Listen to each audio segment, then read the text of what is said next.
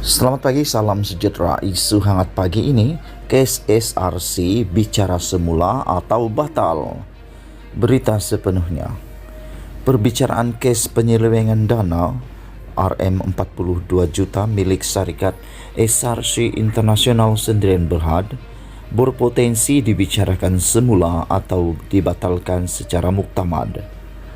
Kemungkinan itu boleh berlaku sekiranya Mahkamah Persekutuan menerima permohonan difailkan oleh bekas Perdana Menteri Datuk Seri Najib Tun Razak hari ini bagi memasukkan bukti baru bagi membatalkan perbicaraan penyelewengan dana milik syarikat itu.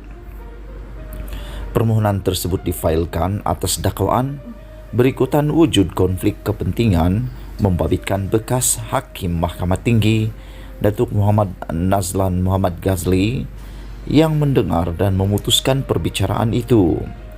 Hakim Muhammad Nazlan kini Hakim Mahkamah Rayuan. Peguam Bela Tan Sri Muhammad Safi Abdullah berkata, bukti baru yang ingin dikemukakan adalah fakta yang menunjukkan pada tahun 2006 Muhammad Nazlan adalah peguam dan setiausaha syarikat Maybank yang bertanggungjawab terhadap pengurusan dan pentadbiran semua jabatan undang-undang. Bukti baru yang ingin dimasukkan ialah Muhammad Nazlan terlibat atau mempunyai pengetahuan mengenai peranan Maybank dalam menasihati sewaktu pembentukan SRC Internasional ketika memegang jawatan tersebut di institusi perbankan itu. Muhammad Nazlan dengan sengaja gagal mendedahkan peranan atau penglibatannya atau pengetahuan tentang peranan pelaburan Maybank melalui Bina Fikir Sdn Bhd dalam penubuhan SRC. Muhammad Nazlan juga sebagai peguam dan setiausaha syarikat Maybank juga merupakan ketua perkhidmatan korporat dan perundangan. Dengan kedudukan ini, beliau pasti mempunyai pengetahuan secara tidak langsung tentang kemudahan pinjaman RM140 juta diberikan oleh Maybank kepada PPD Putra Perdana Development.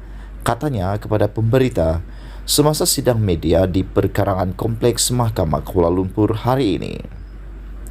Dalam perbicaraan kes SRC Internasional sebelum ini, wang RM140 juta yang diselewengkan telah dilencongkan ke dalam akaun PPD sebelum dipindahkan ke akaun peribadi Najib.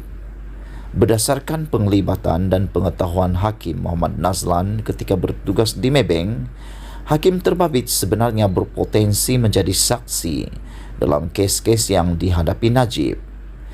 Hakim Muhammad Nazlan telah gagal mengabaikan atau tidak membuat pengisytiharan berhubung penglibatan, pengetahuan atau minat kepada pihak terlibat dalam kes ini, walaupun beliau mempunyai pengetahuan tentang penglibatannya dalam urusan pinjaman 1MDB. Selain maklum bahawa Najib sedang didakwa dan dibicarakan di mahkamah, berbeza yang mana beliau boleh menjadi saksi. Beliau juga sedar bahawa SRC pada satu masa dahulu dimiliki sepenuhnya oleh 1MDB dan kemudian dimiliki oleh secara langsung oleh MOFINC seperti kes 1MDB. Oleh itu, SRC dan 1MDB ialah syarikat bersekutu yang mempunyai pemegang saham yang sama, katanya. Dapatan Nazlan bahawa Najib mengawal penuh SRC Internasional bagi memenuhi kepentingan diri sendiri adalah tidak masuk akal dan tidak berasas, katanya. Sebelum ini, Mahkamah Persekutuan telah menetapkan 10 hari bermula 15 hingga 26 Ogos ini bagi pendengaran rayuan akhir bekas Perdana Menteri Datuk Seri Najib Tun Razak untuk menepikan hukuman penjara 12 tahun dan denda 210 juta dalam kes SRC Internasional Sdn Bhd. Pada 28 Julai 2020, Mahkamah Tinggi Kuala Lumpur mendapati Najib bersalah terhadap 7 tuduhan rasuah dan pengubahan wang haram, penyelewengan dana SRC berjumlah RM42 juta dan memerintahkan bekas Perdana Menteri itu dipenjara 12 tahun dan didenda sebanyak RM210 juta.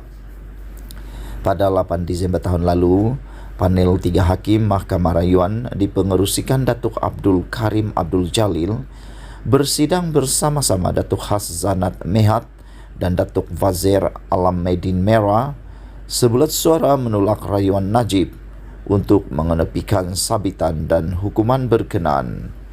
Keputusan sebulat suara itu dibuat selepas mendapati keputusan Hakim Mahkamah Tinggi Muhammad Nazlan Muhammad Ghazali adalah selamat dan tidak perlu diubah.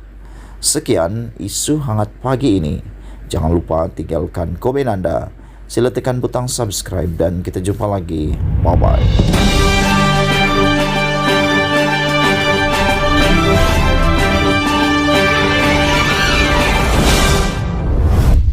Selamat petang, salam sejahtera. Isu hangat petang ini, sabar. Selesaikan kes mahkamah baharu PRU15, kata Hasan Karim.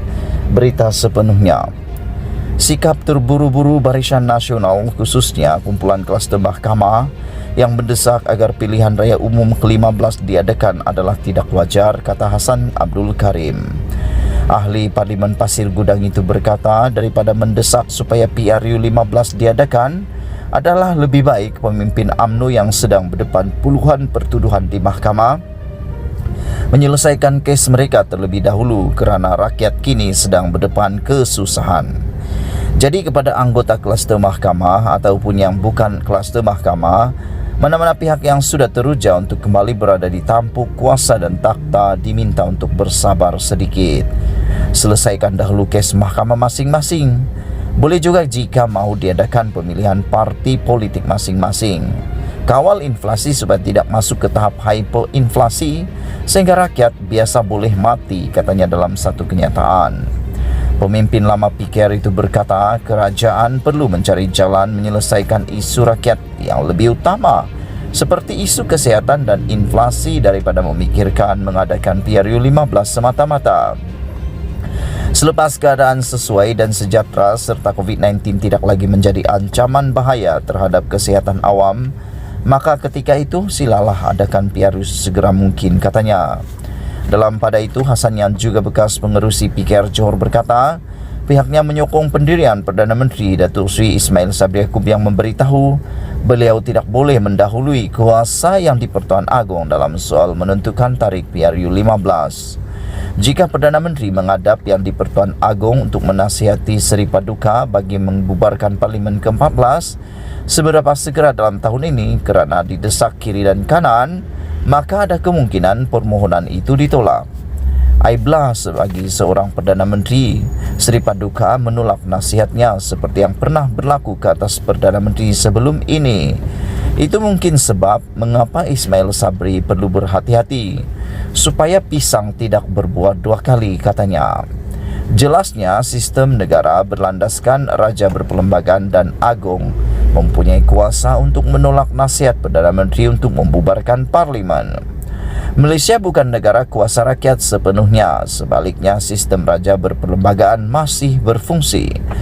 Seri Paduka boleh menolak nasihat Perdana Menteri di bawah perkara 40 dalam kurungan 2 kurungan B, iaitu menggunakan budi bicara untuk tidak memberi izin terhadap permohonan pembubaran Parlimen terlalu awal dari tarikh yang wajar dan sepatutnya, jelasnya.